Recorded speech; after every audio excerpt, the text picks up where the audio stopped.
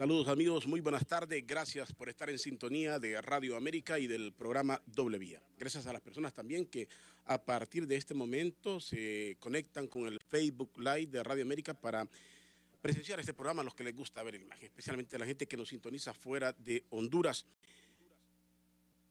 Una semanita fuera del país y usted se da cuenta que no se pierde nada, es como que no se vaya. Usted desde que entra se da cuenta que seguimos con una serie de temas que se pregunta si son reales o son distractores.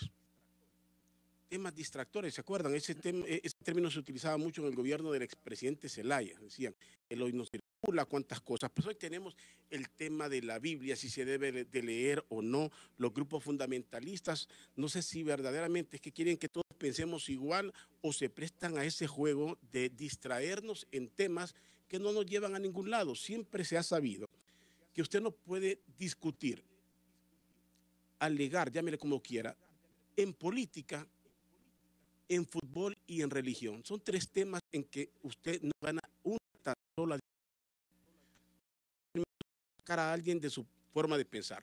Repito, en religión, en el fútbol, política. Difícilmente. Pues entonces yo no entiendo si los grupos listas, esos lo están haciendo electorales en el aprende también ver como platillos hablando de la reforma del artículo 335B, que tiene que ver con la política del terrorismo, que decía que estaba atentándose contra la libre expresión. Si ustedes recuerdan, eso ocurrió el año pasado, es más, el antepasado. El presidente del Congreso, sí, fue el año pasado, y el presidente del Congreso, en un escándalo que hicieron ahí, más romántico entre todos, algunos que presumían ser combativos, se reunieron y hubo un compromiso del presidente del Congreso, palabra de honor, estoy repitiendo lo que decía, palabra de honor, que solo regresaba el Congreso del receso y se daba marcha atrás con esa reforma del artículo 300. Fue el Congreso regresó y le pusieron un montón de trabas, le pusieron cuantas cosas, nunca se dio la reforma.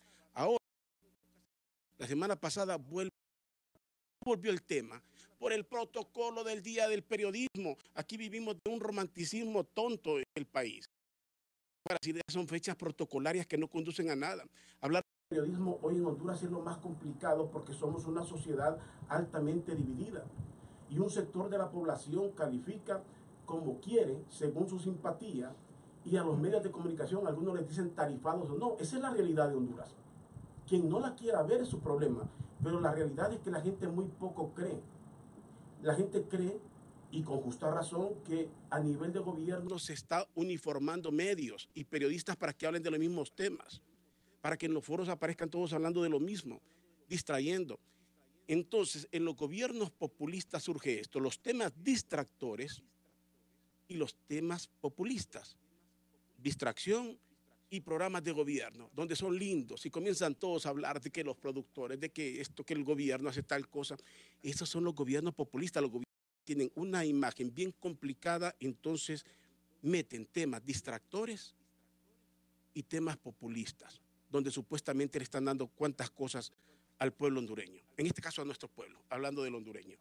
Pues digo, no entiendo cómo el presidente del Colegio de Periodistas afortunadamente habla por él y su grupo, por supuesto, que diga que rectificación honrosa, pero Dagoberto, ¿rectificación de qué? Si no han aprobado nada, la reforma no se ha dado en el Congreso.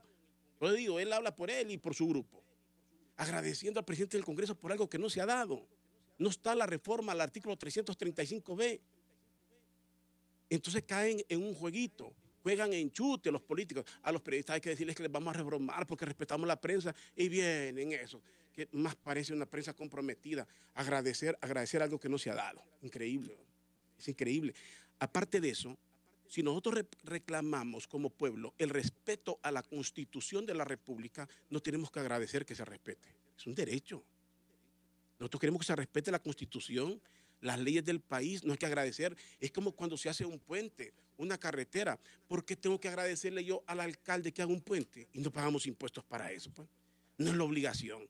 ¿Cómo es que le va a agradecer usted al gobierno que construyó una carretera y no es para eso el gobierno, pues? ¿Qué acaso no le sacan impuestos a usted? O si no pagáramos impuestos, si nadie pagara impuestos y todo fuera regalado, hay que agradecerles, por supuesto. Pero usted paga impuestos precisamente para eso. Entonces hay cosas que no se deben de estar agradeciendo porque es una obligación hacerlas. Pero ¿por qué también el Congreso? Interprétenlo, cada quien interpreta como quiere.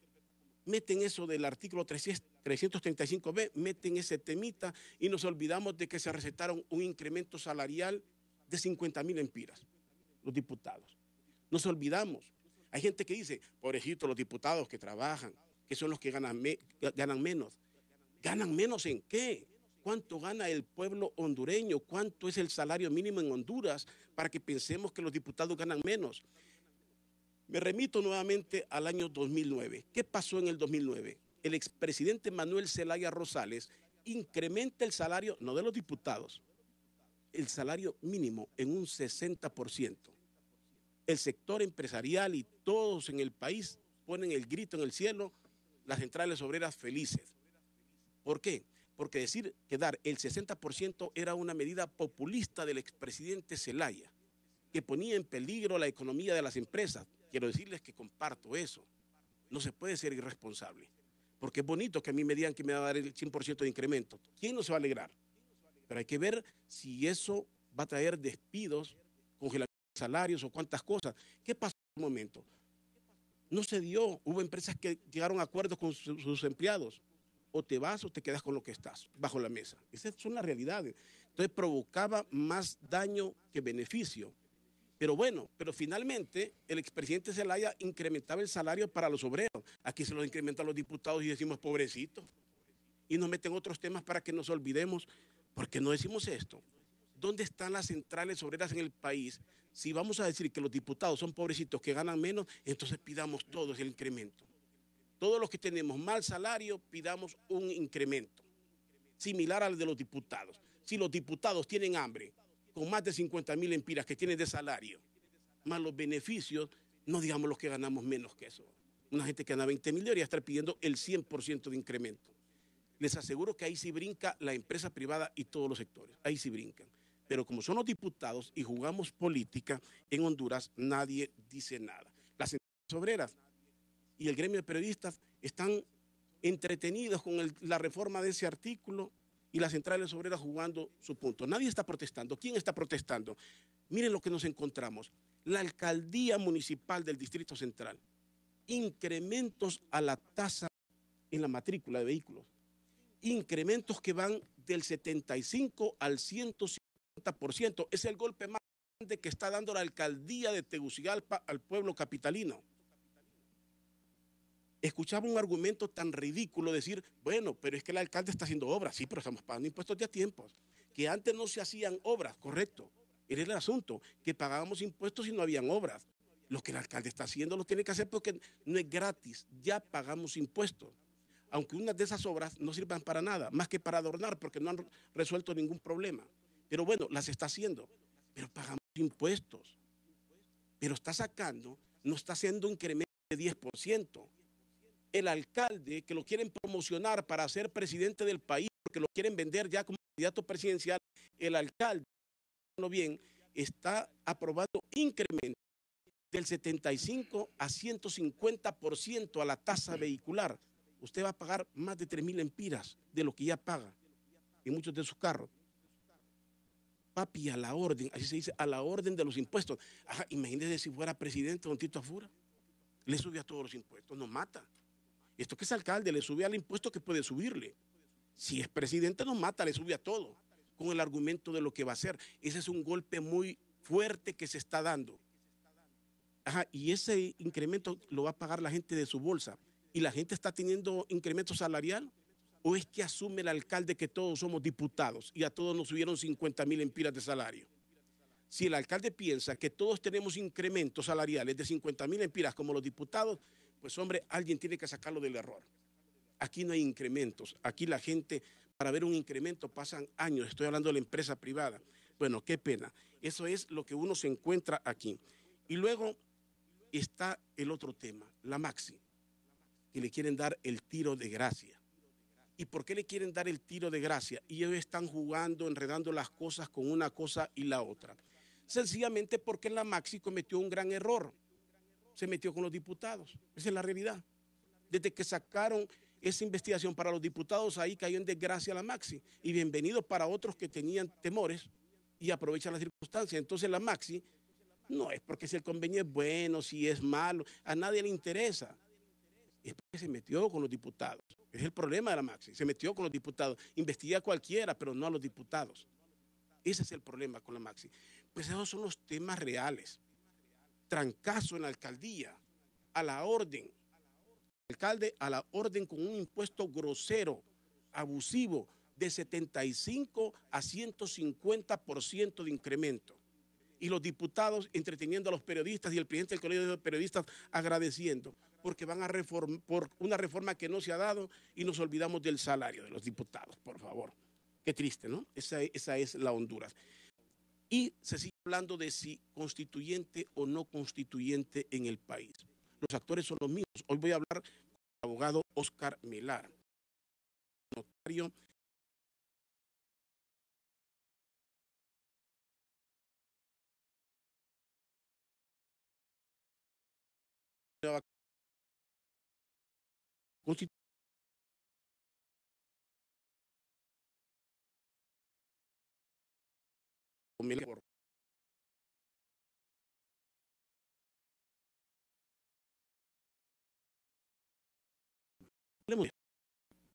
Temas que son temas reales, eso de la Biblia, de esto, lo otro, o son distractores.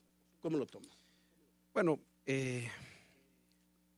con tanto tumulto que vive el país en estos momentos, lógicamente el partido en el poder, que controla los tres poderes del Estado y las instituciones de la administración pública, necesita de este tipo de distractores para desviar realmente la atención de aquellos problemas que deberíamos de estar discutiendo día a día para resolverlos en pro y en beneficio de los hondureños.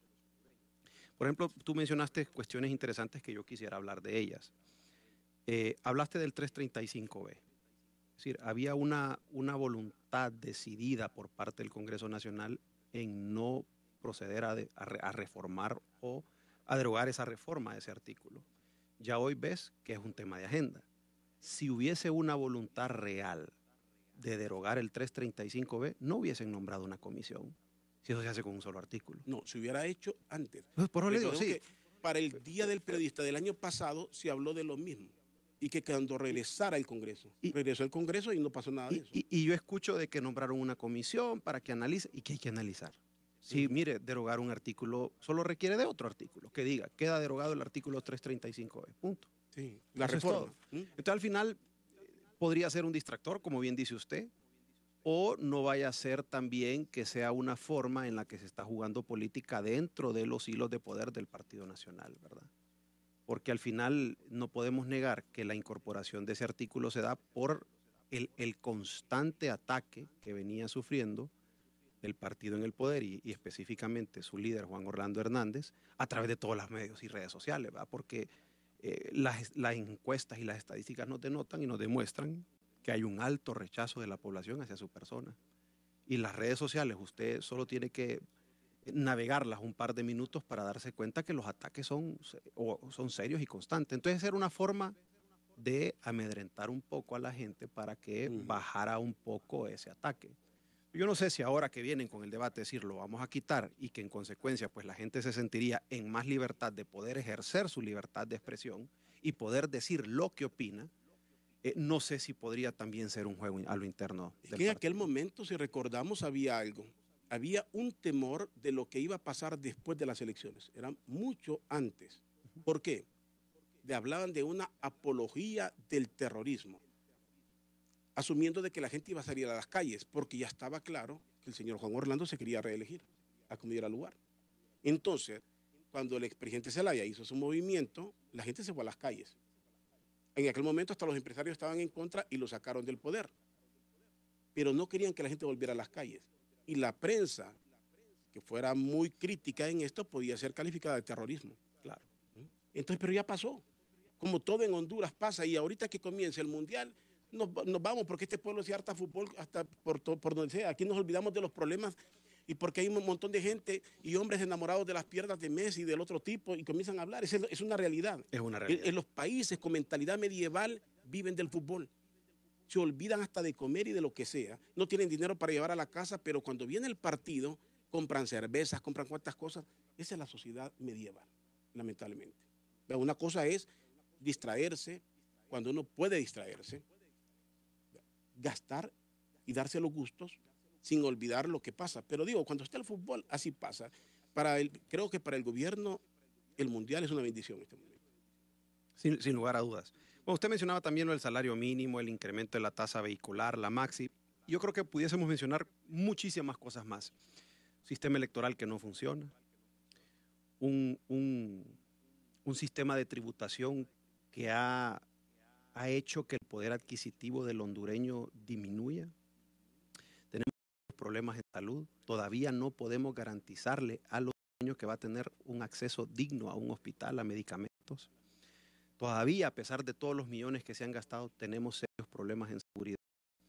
Y tenemos una seria inestabilidad política que está afectando la inversión, y al afectarse la inversión se ve, lógicamente, el aumento en el desempleo y en el subempleo. Entonces, cuando vos ves toda esta serie de problemas, Rodolfo, cualquiera diría, bueno, pero lo que el país necesita es arreglar dos cosas o todo necesita arreglo.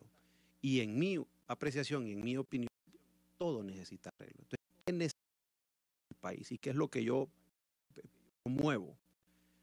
Un pacto político entre todos los partidos políticos mediante el cual sistema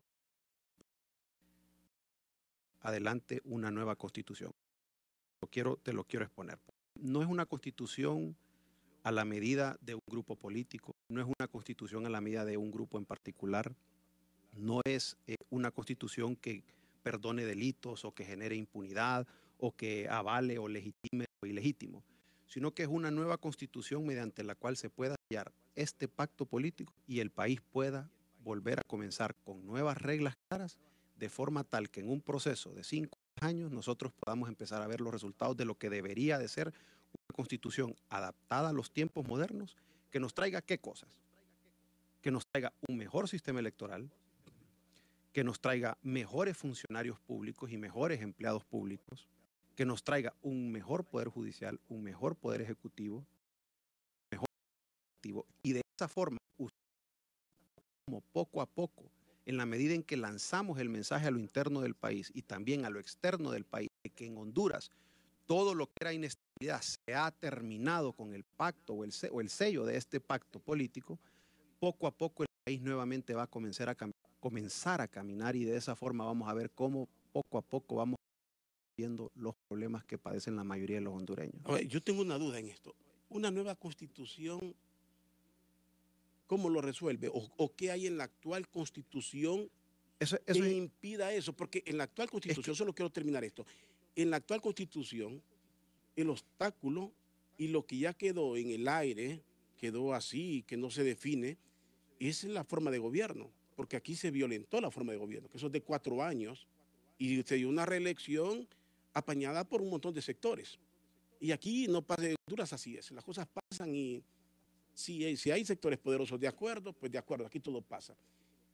Pero ese es el punto electoral, lo demás no le veo.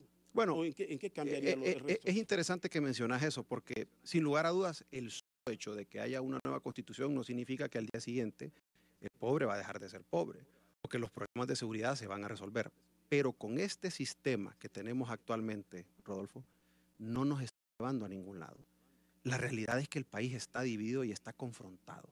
Hay unos que están a un lado y hay otros que están al otro lado. Entonces, en la medida en que no exista un pacto político, en esa medida nosotros no vamos a poder salir adelante como país. ¿Y cómo podemos hacer este pacto? Bueno, podría ser un apretón de manos entre los partidos políticos. Eso ya lo hemos visto y no funciona. Podría ser un acuerdo en Brasil y en Paraguay, en Ecuador, qué sé yo, con testigos de honor. Eso ya lo hemos visto y tampoco funciona. Entonces, ¿cuál es la norma primaria que rige nuestra sociedad? ¿Cuál es la norma primaria? la Constitución de la República. Entonces, por eso yo llamo a que ese pacto se formalice con una nueva Constitución. ¿Por qué? Porque la que tenemos no es que no sirve, simple y sencillamente se ha abusado demasiado de ella. Ya hay un irrespeto total a la Constitución. Y ese pacto, ¿entre quién? Porque estamos entre las fuerzas, pero cada vez que hablamos de diálogos, ahorita hay ni siquiera diálogo, ya días venimos mencionando que aquí hay un prediálogo llamado. Ese es el camino. Y repito, quienes van a esos pactos, a esas reuniones, son las mismas caras de siempre. No sé si han observado. Yo recuerdo años atrás que cada vez que decían van a nombrar una comisión de honorables, que no eran políticos, y eran los mismos honorables. Yo creo que hubieran puesto comisión permanente de honorables, porque eran los mismos nombres que nunca resolvieron nada, por cierto. Y cada vez que hay un acuerdo o un diálogo entre políticos van las mismas cabezas, las cabezas que son argollazos que manipulan los partidos. No sé, o soy muy negativo. No, y está bien que piense así, porque eso ha sido lo que nos han vendido en los últimos 30 o casi 40 años. Pero ¿qué es lo que yo propongo? Yo no propongo una constitución que sea manejada y que esté redactada conforme a lo que los políticos aspiran, sino que yo le estoy planteando una constitución manejada por un grupo profesional de forma ordenada, con visión de país y siguiendo modelos de desarrollo de muchos países, por ejemplo, Corea del Sur, Malasia y de otros países que ya están establecidos, países como Alemania, Suiza. Eso es necesario. Entonces, ¿qué pasa? Los partidos políticos tienen que dar paso al frente porque lógicamente controlan el país. El órgano político del país es el Congreso Nacional y de ahí tiene que surgir este pacto. Pero a la hora de que toque redactar una nueva constitución, los políticos deben de entender que para que el país pueda salir adelante a medida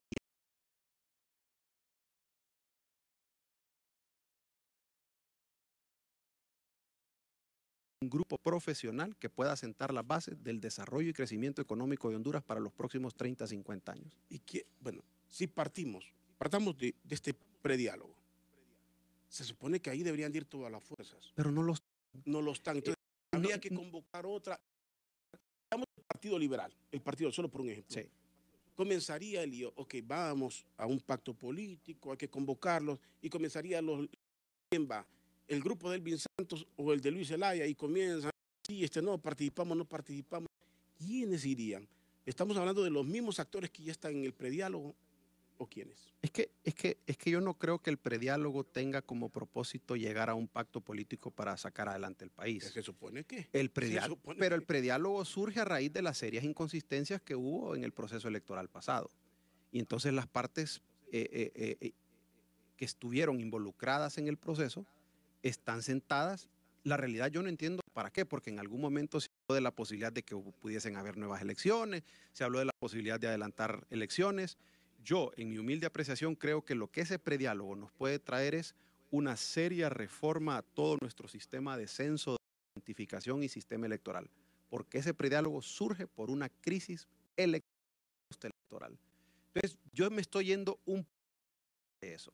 Es decir, ¿a quién convocaría, abogado Melara? Póngale que le diga, impulsemos. Usted es el de la idea de este pacto. ¿A quién convocaría? Bueno, en primer lugar, los partidos políticos a través de sus autoridades constituidas conforme a sus estatutos. Segundo lugar, yo convocaría a lo que es el empresariado hondureño. En tercer lugar, se convocaría a un sector de la sociedad civil y en un cuarto lugar se involucraría a lo que es el sector obrero del país. Y esos grupos deben acordar un pacto para llamar a un plebiscito en el cual la gente pueda votar sobre dos aspectos en particular. Uno, sobre una nueva constitución. ¿De qué forma? Controlada por un grupo de profesionales que atienda las sugerencias y recomendaciones no solo de los partidos políticos, sino que de los diversos sectores de la sociedad, pero que presente un modelo de constitución que pueda plantear nuestro sistema que realmente no funciona y el cual hemos perdido toda la esperanza en él, a efectos de generar una base de desarrollo y crecimiento para los próximos 30 a 50 años. Yo no dudo, abogado. Y la segunda pregunta, sí, solo para terminar, la segunda pregunta que debería estar en ese plebiscito es si el hondureño está o no está de acuerdo con la reelección. Porque ese tema, Rodolfo, ha sido un tema de división y de alta confrontación en el país desde hace más de 10 años. Y es en gran parte el culpable de lo que nos tiene hoy en esta crisis en la cual no hay educación, no hay empleo y no hay seguridad. Y muchas otras falencias que padecemos la gran mayoría de los hondureños. Aquí hay alguien que pregunta algo, dice, ¿qué es un pacto político? ¿Repartir el poder entre los mismos corruptos o entre corruptos nuevos? ¿Qué es eso? ¿Me podrían explicar como si yo fuera un niño de 5 años? Con gusto. Una película que decía, el pacto político básicamente sería un reconocimiento de la clase política actual en que han fracasado, en que no tienen la capacidad de sacar adelante el país, que el país no va por buen camino y que de nada les sirve seguir este camino porque prácticamente están cavando su tumba. Entonces, ¿qué es el pacto político? Cuando la clase política reconoce que ellos no tienen la capacidad para sacar adelante el país y al pueblo para que el pueblo tome la decisión de que haya un grupo de profesionales que elabore y redacte una nueva constitución siguiendo modelos de desarrollo de otras naciones en el mundo. Ok, aquí hay una pregunta, dice, no es el cambio de constitución que soluciona el problema, porque cualquier constitución ejecutada por los mismos corruptos serán los mismos. Y precisamente digo, no puede ser una nueva constitución controlada por los políticos, sino por un grupo de profesionales. ¿Y cómo vamos a hacer? ¿Cómo se le No, yo no tengo la fórmula más. Lo que le quiero hacer ver, le quiero hacer ver es, hoy el país, todos estamos viendo que es un serio problema el que tenemos. Y hay algo que hacer. Aquí estamos nosotros tratando, yo no tengo la fórmula, pero creo que hay formas de llegar a eso. Ahora, es importante mencionarlo, porque cualquiera diría, bueno, se aprueba una nueva constitución y eventualmente elecciones, ¿y a quiénes vamos a nombrar? A los mismos de siempre. Precisamente es ahí donde la revisión de nuestro funcionario público. ¿Usted cree que los requisitos para ser secretario de Estado, diputado, el mismo presidente de la República, no ameritan una revisión que esté acorde con los altos estándares de excelencia y calidad que tienen los desarrollados del mundo? ¿Usted cree que 128 diputados ha sido la solución para que tengamos un Congreso Nacional eminentemente legislativo? ¿Usted cree que la elección de los magistrados de la Corte Suprema en una elección de 128 diputados nos ha llevado a tener mejores que podemos nosotros tener? Entonces, lo que hay que ver es que con una nueva constitución que establezca las disposiciones bajo las cuales se van a constituir los poderes y las disposiciones bajo las cuales alguien puede optar a un cargo de elección popular, en esa forma vamos a ir viendo nosotros cómo mejores y mejores hondureños empiezan a ingresar en el engranaje público, y en la medida en que empecemos a trabajar de forma ordenada, disciplinada, con visión de país, con profesionalismo, con alturas, de esa forma usted va a ver cómo las cosas empiezan a cambiar. Yo creo en la buena voluntad del abogado Melara. Yo creo en esa buena voluntad. No creo que se vaya a solventar esto. Tenemos un diálogo, un prediálogo, tenemos cuantas cosas. Preguntarle al pueblo, ¿qué mejor pregunta para el pueblo cuando se va a elecciones? ¿Se respetan las elecciones en el país o no se respetan? Cuando se seleccionan los diputados, ¿qué es lo primero que va a hacer? El juego que hay. O sea, un plebiscito en el y dos haber ido antes. ¿Quién va a hacer el plebiscito? El abogado Melara de convocar sectores como los partidos políticos tienen dueños y tienen que los dirigen y tienen tentáculos que los ponen a hablar por todos lados. Esa es una realidad. El movimiento obrero, para el caso, es que en Honduras no solo la clase política, como le llaman hoy en día, la clase política o los partidos políticos, todos los sectores, en Honduras nos llenamos de argollas. Mire usted el movimiento obrero. ¿Usted cree que el movimiento obrero juega un papel fundamental en nuestro país? El movimiento obrero realmente... Hoy por hoy el movimiento obrero ha perdido mucha fuerza. Perdió mucha fuerza, no lo escuchamos nosotros en nada. Con solo esto de los impuestos que está aprobando la alcaldía, ya debería estar el movimiento obrero presionando fuertemente, porque está tocando la bolsa de todos. El movimiento obrero, pero ¿por qué el movimiento obrero es así? Y si van a un diálogo o a un pacto, yo sería el primer negativo, llámenme como me llamen, amargado, como me quieran llamar. ¿Saben por qué? Porque irían los mismos. Les voy a contar. Yo entré aquí a Radio América, solo aquí termino. Yo entré a Radio América en 1990. Estamos en el 2018. ¿Sabe cuántos años son de esto? 28 años. Pero ¿a dónde quiero llegar? No es mi historia, porque mi historia a nadie le importa. Que cuando yo llegué a la radio, entrevistaba a Daniel Durón, a José Luis Baquedano, ya entrevistaba a Toño Rivera, ya entrevistaba a los mismos que están hoy en día. 28 años después, los dirigentes obreros son exactamente los mismos de aquel momento. Una que otra variante, son los mismos. Repito, Daniel Durón, y lo sabe, somos amigos de tiempo. Conocí a Rafael Alegría cuando comenzaba. Conocí a Marvin Ponce cuando comenzaba. A Doris Gutiérrez, la conocí en la CNTC. Le estoy hablando del 90.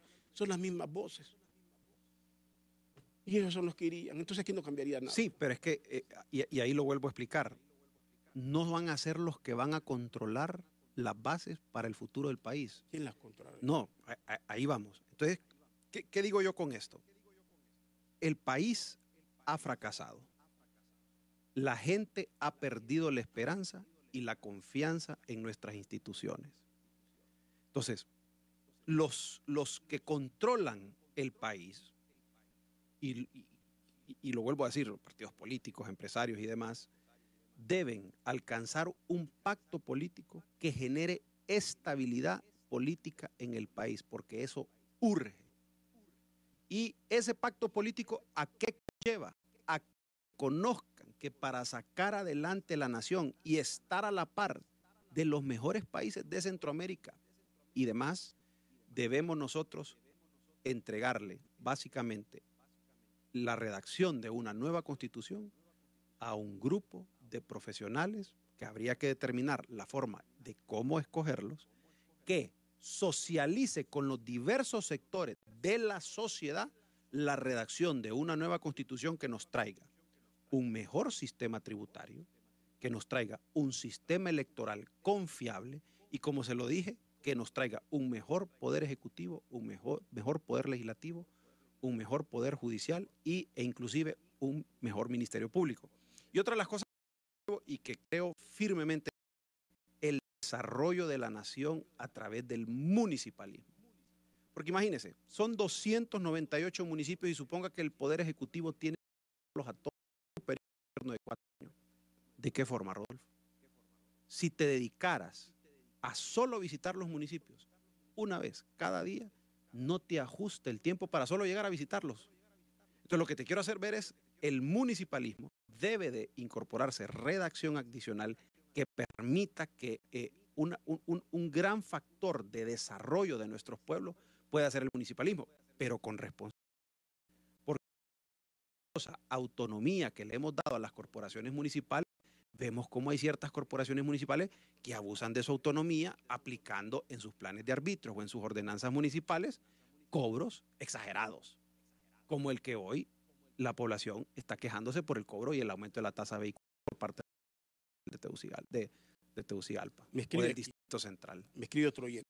Dice, esto me dice sobre la alternancia en el ejercicio de la presidencia. Sigue violado y activo. Es algo que está... Y eso es importante. Está violado y efectivamente no está derogado. Y es importante porque esto que yo estoy proponiendo no es que viene y dice borrón y cuenta nueva. Ahora, aquí la pregunta es, aquí, abogado, es esto. Con la actual Constitución, así como está la Constitución, si se respetara, porque la respetamos los que no tenemos poder, estamos obligados a respetarla, sí, porque el día que la violamos a nosotros sí nos aplican la ley. El que no tiene poder, el que no tiene esos contactos, le van a aplicar la ley. El que tiene contactos juega con la ley, juega como quiere. Pero si respetáramos la actual Constitución de la República, ¿sería mejor las cosas? Sí. O sea, no necesitamos otra Constitución, no necesitaríamos otra. Si respetáramos verdaderamente. Yo le voy a hacer una pregunta. Usted sí, que tuvo mejores años que los que yo pude haber tenido en esa época. ¿Teníamos un mejor en los 80s? Más personas. No. Pero vamos a ver. teníamos serios problemas de inseguridad en los 80, a inicios de los 80, porque ese es el inicio de nuestra era democrática, 1982, con la llegada al poder de Suazo Córdoba. Yo lo quiero hacer ver yo, en ese momento era un renacer del país que venía de una época oscura. Y en ese momento usted podía ver que tenía garantizada por el cajón a precios accesibles, teníamos un hotel que funcionaba, una empresa nacional portuaria mediante la cual podría, con lo de Undutel. bueno, Con lo de Undutel. pero ahí estaba, que mediante la cual se podían exportar e importar productos y mercancías, y poco a poco el sistema, en vez de que nosotros lo fuésemos mejorando, que fuésemos mejorando la calidad de vida del hondureño, la educación del hondureño, y que fuésemos aspirando a más, pareciera que entramos en una espiral de deterioro que prácticamente, siento yo, está a punto o en cualquier momento más temprano que tarde puede realmente explotar. Sí, porque con Undutel, porque Undutel en los 80, en los 90, bueno, no antes de que llegara la telefonía celular, el mercado lo tenía cautivo, Undutel. Y Undutel fue incapaz de llevarle teléfono a los hondureños. Lo he dicho a veces, por algo que todo el mundo lo sabe, en Honduras, una rico del barrio, rico, todo el mundo de alguien a que le prestar el teléfono. Se ocupaba una conexión política para obtenerlo. Para que le pusieran un teléfono, tenía 10, 15 años de tener una solicitud de una empresa que no solventaba problemas del pueblo. Sí le solventaba el gobierno. Sé que con el gobierno se subsidiaba mucho, pero al pueblo hondureño usted no le sirvió de nada. De nada. Insisto, todos lo saben, las personas que ya están 40 en adelante lo saben perfectamente. Aquí, tener un teléfono era solicitudes de 15, 20 años y le decían en aquel momento, conoce un chafa. ¿Se acuerda usted? Sí. Era el término muy popular, peyorativo, pero real. No conoce un chafa usted. Rico en un barrio. Bueno, pero la conversación no debe centrarse alrededor de Undutel, sino que pero que no funcionaban las instituciones tampoco. En función de que cómo hemos venido arrastrando, cometiendo errores, nombrando malos funcionarios, aprobando malas leyes, aplicando mal las leyes, y hoy tenemos el país que tenemos. El país que tenemos no va para ningún lado, Rodolfo. Entonces es necesario que los que controlan el país entiendan que hay un fracaso. Y ese fracaso, la única forma de salir de él es, primero, reconociéndolo. Segundo, entendiendo que debe de ser un grupo de profesionales los que deben de establecer las bases de que sienten el desarrollo y el crecimiento económico del país para los próximos 30 o 50 años, porque esa es la única forma en que vamos a poder salir adelante. Sí, yo estoy de acuerdo. O sea, un reconocimiento no de decirlo, sino que de hacerlo. Y alguien insiste aquí, que me diga qué tiene de malo esta Constitución y cómo va a cambiar a los politiqueros actuales que vengan de donde vengan. Y vamos a decirlo, es que yo no estoy diciendo que la Constitución es la culpable de todo. Yo lo que estoy diciendo es que la clase política ha fracasado y nos ha generado un país en el cual hemos perdido la esperanza y la fe. Entonces, ¿qué hay que hacer? Hay que llegar a un pacto político entre todos los partidos políticos y todas las fuerzas importantes del país para que se delegue a un grupo de profesionales con las sugerencias y recomendaciones de los partidos políticos y los demás sectores para que socialicen una nueva constitución que se adapte a la era moderna de forma tal que nosotros podamos realmente iniciar un proceso de desarrollo y crecimiento económico. Y yo se lo voy a poner así de claro. Los partidos políticos cada cierto tiempo se replantean su organización y su ideología. Los negocios cada cierto tiempo se replantean su sistema de negocios. ¿Y Honduras cuándo se va a replantear su sistema político? Ok, abogado Melara. Creo que esto arropa lo que siente en este momento. Podemos tener la constitución más preciosa del mundo. ¿Sí? Pero cometían delitos, ¿sí o no? Sí, claro. Traición a la patria. ¿Y qué pasó? Hablaron y lo llevaron. El expresidente Calleja dijo que quería que se interpretara. Aquí fueron más allá. Entonces la Constitución, ¿por qué no se atrevieron en ese momento? Porque esos petios eran precisamente por la inmadurez política del país, es decir, que no estábamos todavía preparados para dar esos pasos gigantescos. Nadie se atrevió, nadie se atrevería a juzgar a alguien. Pero vea qué interesante lo que usted dice y va en línea con lo que yo he dicho. En el 82 todo comenzó bien y ahí se fue deteriorando al punto tal que hoy debemos de reconocer realmente hay un irrespeto total a la Constitución. Entonces, cuando nosotros aprobamos en el 81 esta Constitución que hoy está vigente, veníamos de una época oscura, usted lo sabe, golpes militares. Yo no los viví, pero me cuentan y leo. La llegada de Ascona Hoyo también fue irregular, hay que aceptarlo, fue irregular. Pero vea esto. Entonces, hoy que tenemos otra época que viene desde 2009, en la cual nos tiene sumidos en una crisis, en inestabilidad política. Genera que la inversión no venga al país, que genera desempleo, que genera desesperanza, que el hondureño no tiene oportunidades, que genera delincuencia y todos los males que usted pudiese imaginarse. Entonces, ¿qué es lo que nosotros proponemos? Que haya un pacto político donde la clase política reconozca que lo que ha hecho lo ha hecho mal, que venga un grupo de profesionales con modelos de desarrollo de otros países y venga y proponga la redacción y aprobación de una nueva constitución que cambie las reglas.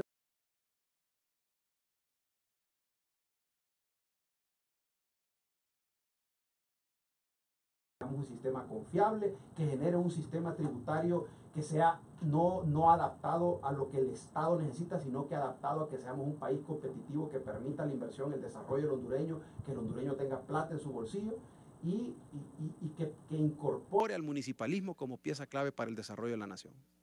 Bueno, imagínese usted la elección del fiscal. Hablemos de esto, la elección del fiscal. ¿Confía en esa elección el abogado Melara? Es que hemos perdido la confianza en todos los procesos. Suena a algo que se cocina oscuramente de una negociación. Es que como lo venimos haciendo tan mal por tantos años, nos pudiesen decir cualquier cuestión y ya no confiamos en los procesos. No, solo vámonos atrás. Proceso de elección de los magistrados de la Corte Suprema. ¿Se acuerda el famoso 3 sí, 6 sí, 28 sí? Claramente ahí lo que usted vio fue un acuerdo para poner A, B y C. Y no hubo una votación real pensando en el país y quién podría representar los mejores intereses de la justicia. Entonces yo le hago una pregunta a usted. ¿Usted cree que lo que hoy tenemos funciona? No, ¿Funciona el Congreso? Yo lo digo permanentemente. Pero ¿cómo va a funcionar si se trata de personas? El Congreso, así como está, ¿Usted no cree, obstante con el reglamento interno, es de voluntad. Si usted es presidente del Congreso, sabe lo que es correcto y lo que no es correcto, y si lo hace, no necesita cambiar ninguna ley. Pero usted si usted es presidente del país y sabe que usted lo eligieron por 4 años, usted va a respetar eso sencillamente, le guste o no, sabe que se tiene que ir, que esa silla no es suya. Perfecto. Pero ¿cómo llegan esas personas a ser presidente del Congreso y presidente del país? Con el actual sistema de nombramiento y elección que tenemos. Entonces, ¿funciona? No funciona. ¿Por qué no podemos aspirar a tener mejores funcionarios? Porque los requisitos que hoy tenemos y el esquema para... Mire, yo le garantizo, Rodolfo, láncese usted de diputado, a ver si llega. Mire, mejor no haga campaña y el día de la elección vaya, métase a ese tribunal con toda la fuerza y con todo el dinero y usted sale. Entonces funciona eso, porque y aquí se lo vuelvo a poner de otra forma. Usted puede traer a los mejores abogados de Honduras que pudiesen legislar de una forma perfecta para el país y los pone en una papeleta y empiezan a hacer una campaña política a la altura de lo que el país remanda, no salen de diputados. ¿Por qué? Porque nuestro sistema electoral no es confiable. Entonces, ¿cómo vamos a poder nosotros aspirar a un mejor país si la forma en que nosotros estamos escogiendo hoy nuestros funcionarios está diseñada para que no lleguen los mejores? Yo siento que lo que no son confiables son las personas. Yo siento que son las personas las que nos han fallado. Son las personas. Así de sencillo. El sistema de distribución electoral, sí, yo no lo comparto. Pero son las personas las que nos fallan. Son las personas. Así de sencillo. Usted con voluntad hace lo que tiene que hacer, sencillamente. Bueno, entonces la pregunta sería, ¿y por qué no tienen la voluntad de hacerlo los que están actualmente? Hay una realidad, abogado Melara, y creo que usted lo sabe. Los grupos fuertes de poder, y no estoy utilizando grupos de poder así como los utiliza una izquierda romántica, no. Estoy hablando de gente que tiene poder, que controla. Esa gente que siempre está afuera, tras bambalinas, pero que mueven. Las hay en todas partes. Honduras no es la excepción. Esos son los que mueven los tentáculos. Esos son los que cuando les estorba un presidente o no lo quieren, lo sacan. No es el pueblo. Al pueblo le venden la idea del soberano. Al pueblo lo utilizan cuando lo quieren verdaderamente utilizar. No lo dejan. Si el pueblo fuera el que actuara, así como lo manda la ley, las cosas funcionaran. Hay un grupo fuerte, una oligarquía fuerte, que no conoce ni de izquierdas ni de derechas, conoce de intereses. Y mientras sus intereses estén asegurados, no les importa lo que esté pasando. Esa es la realidad de estos países. Lo que está pasando en Nicaragua, hasta hace poco había un matrimonio entre gobierno y empresarios en Nicaragua. Se divorciaron y ahí tenemos los resultados. Todo lo que nos hablaban de las maravillas que era Nicaragua, así nos hablaban hace poco. Sí. Y que todos los empresarios iban de aquí, las maquilas iban de aquí, todo el mundo se iba para Nicaragua porque era un paraíso. Ahora nos están diciendo que no era cierto, porque se divorció, esa oligarquía poderosa de Nicaragua se divorció del gobierno. Entonces hoy sí tienen problemas. Al pueblo nunca lo escucharon, al pueblo ahora lo utilizan, que va a las calles. Es el que se va como tonto a pelear a las calles, esa es la realidad. Y que en Nicaragua tienen un sistema electoral también que ha sido altamente criticado por la oposición. Violentado igual la Constitución, el Congreso ha hecho y deshecho. Entonces lo que le quiero decir yo, mira esa crisis de Nicaragua. ¿Qué es lo que puede sacar adelante esa crisis? Solamente un pacto político. No, ojalá no lleguemos nosotros a lo que hoy está viviendo Nicaragua, porque eso va a ser nefasto para la economía de este país y para todos los hondureños. Algún día va a colapsar aquí. Es que tiene que colapsar. Es decir, entonces, para evitar que esto colapse, ¿cuál es la obligación de todas las personas que estamos en oposición? Tomar el rumbo de la nación. Entonces, yo estoy de acuerdo con usted. Las personas nos han fallado, se trata de voluntad, hay gente que sí tiene el poder para hacer las cosas y no las hace. ¿Pero por qué? Porque llegan bajo un esquema que simple y sencillamente no funciona y que hay que cambiar. Claro. Si usted es presidente, el abogado Oscar Melara es presidente. ¿Cuánta gente no critica aquí el cuerpo diplomático? El cuerpo diplomático está diseñado para mandar a estudiar a los hijos de los funcionarios, de los amigos de los funcionarios, y los mandan. En el cuerpo diplomático hondureño, en el cuerpo en el exterior, está lleno de favores. Todos lo sabemos. Todo el mundo lo sabe. De siempre. Ajá, necesita una nueva ley, o usted como presidente diría, corrijamos eso. Así comenzó el presidente Hernández, supuestamente que iba a hacer unos cambios. Y se supone que pasaron una ley consular. Y que había despedido hasta un familiar. Mentiras, vaya a ver en la realidad qué es lo que pasa. ¿De dónde se desprende? Pero necesita una ley. Si usted fuera presidente, ¿qué haría? Bueno, o sea, ¿cómo buscaría a la gente para decir que me represente en Honduras, que me represente en el exterior? Ok. No necesito otra ley. No necesito otra ley. No, es que, o sea, y qué bueno que mencionas esto, porque a esto quiero llegar. Es decir, hoy por hoy, ¿vos crees que los más capaces y más profesionales hondureños están en la administración pública o están en el sector privado? Están en el sector privado. Nadie quiere incorporarse en política. Nadie, por todos los problemas que ves, porque no hay garantías de que realmente se va a respetar la elección, etcétera, etcétera, etcétera. Entonces, la única forma de poder salir de esto y poder generar un mejor funcionario público, un mejor embajador, un mejor cónsul, es si sentamos una nueva constitución que limpie todo lo que nosotros tenemos. Abogado Melara, alguien dice acá en un mensaje, aprendamos de Estados Unidos. Más de 200 años, la misma, solo hacen enmiendas a la Constitución. Bueno, ¿por qué hay así? ¿Por qué hay en 200 años cuántas constituciones deberían de tener ya? Bueno, pero está bien, el comentario es válido, pero lo que te quiero hacer ver es que en Estados Unidos hay un nivel educativo mucho, mucho mayor al de Honduras. Es decir, si hoy... Pero volvemos ahí, que lo que falla es la persona, no la ley. Si hoy no se hubiese respetado la Constitución en la forma en que se ha respetado desde antes, si los funcionarios hubiesen actuado en la forma en que debiesen de haber actuado conforme a sus obligaciones con la patria, no sería necesaria una nueva Constitución. Es que si aquí todo estaría bien, yo no estaría hablando de esto. Alguien dice aquí, una Constitución tomada de Chile y que se ha venido modificando de acuerdo a intereses mezquinos. Sinceramente no sirve, pero lo idóneo para una nueva con los mismos viejos, nada, puro papel mojado. Estoy totalmente de acuerdo. Por eso, ¿qué es lo que le estoy diciendo? La Constitución o una nueva Constitución no debe de ser controlada por un sector político, sino que debe de ser controlada por un sector profesional que atienda las sugerencias de todos los sectores de la nación y que venga y que le traiga a la nación una propuesta de nueva Constitución que nos va a garantizar en el mediano y largo plazo un mejor sistema electoral, un mejor sistema tributario, el municipalismo como forma de desarrollo de la nación, un mejor funcionario público, un mejor empleado público, y de esa forma vamos a ver cómo poco a poco el país va a ir avanzando.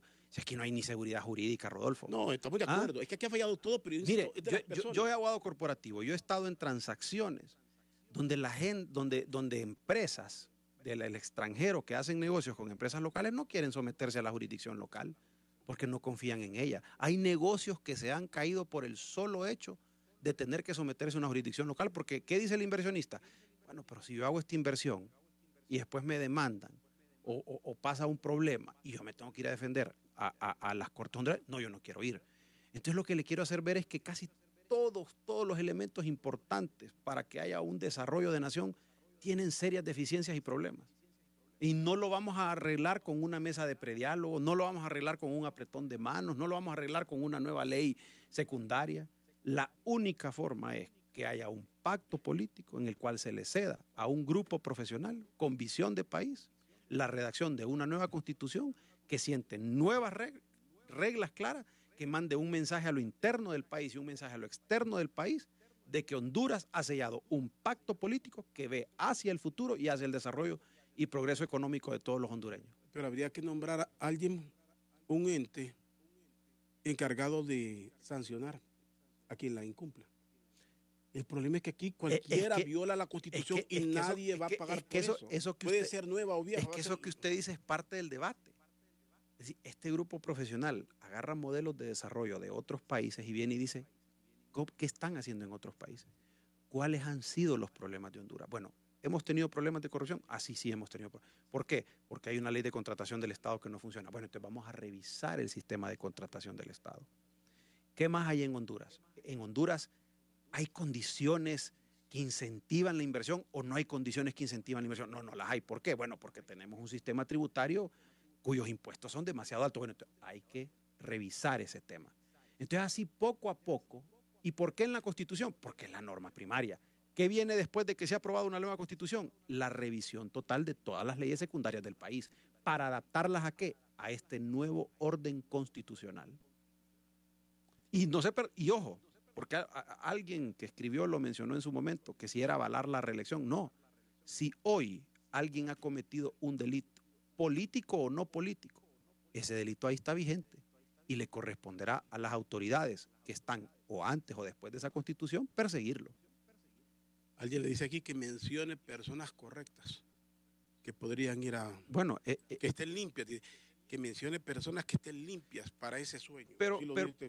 Y vea, yo lo entiendo a la persona que nos acaba de escribir, porque la desesperanza no es una cuestión exclusiva de él, es una cuestión que es propia de todos los hondureños, incluyéndome a mí. Pero tenemos dos opciones, hacer algo o no hacer nada. Y entre esas dos, ¿qué escojo yo? Hacer algo.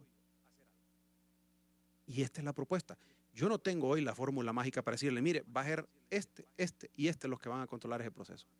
Pero creo que sí hay formas en que nosotros podamos identificar en cada uno de los rubros importantes que deben de tocarse en un proceso de reconstrucción de nación para establecer a las personas adecuadas que nos puedan llevar a cabo ese proceso. Yo creo que el colapso aquí de nuestro sistema lo está sintiendo la población. Lo siente. La gente se siente burlada. Todos lo sentimos. Pero hay un nivel de cúpula, insisto en esto, que aunque sabe que está ahí, todavía no lo toca como lo debería de tocar. Y están cómodos. Y mientras no los toque a ellos como se sintieron tocados en el 2009, pero entonces, ¿quién no van a actuar? ¿A quién le corresponde? O sea, ¿quién va a salvar a los hondureños? ¿Esas cúpulas o nosotros mismos? Porque si lo que estamos esperando es que esas cúpulas vengan y arreglen la situación, eso no va a pasar. Pero ¿cómo se enfrenta? ¿Dónde están esos liderazgos para enfrentar esas cúpulas? Miremos lo que pasa en los partidos. Hablábamos, el Partido Liberal. Una vieja guardia contra una nueva. El Partido Nacional con Juan Orlando. Juan Orlando comienza a luchar entre su generación contra los viejos, a marginarlos, a sacarlos. Y les guste o no, les metió un montón de gente que ni siquiera era nacionalista, se las metió ahí, para tratar de hacer simpático un partido que se había depreciado mucho y que se ha desgastado en el poder y que obviamente ha generado mucho anticuerpo, comenzó a jalar de todos lados y a arrinconar a los viejos.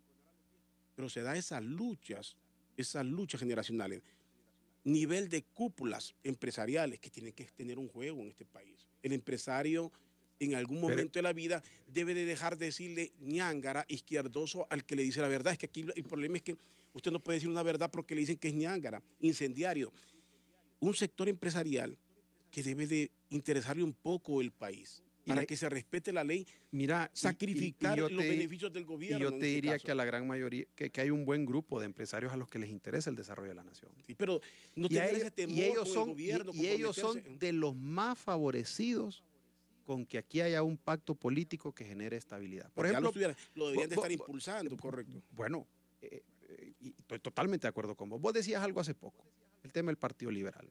Y decías, hay una vieja estructura que ha controlado el partido y ahora tenemos a una nueva estructura que está queriendo luchar contra esa vieja estructura. ¿Vos crees que Luis Zelaya está haciendo esa lucha? Ahora, solo voy a poner otro ejemplo para no meterme en eso. Miremos el caso, solo por poner ejemplos. La Maxi. ¿Está haciendo o estaba haciendo un buen papel la Maxi? ¿Sí o no? Ahora la Maxi es la mala. Primero no creíamos en la Maxi porque el gobierno manipuló todo para crear una institución que todos decían a su medida, llegó con desconfianza. Luego la Maxi comienza a dar visos, ahora la mala es la Maxi. O sea, ahora la mala es la Maxi. O sea, vemos Rodolfo, la vieja estructura, es la que se impone. Yo lo que siento alrededor de todos los ataques que han habido contra la Maxi, todas esas teorías de conspiración de que es que Almagro está confabulado con dos personas de la Maxi. El CNA es el malo también de la película. A mí lo que me parece es que ese es simplemente una campaña de desprestigio de estas instituciones para sacarlas del país. ¿Verdad?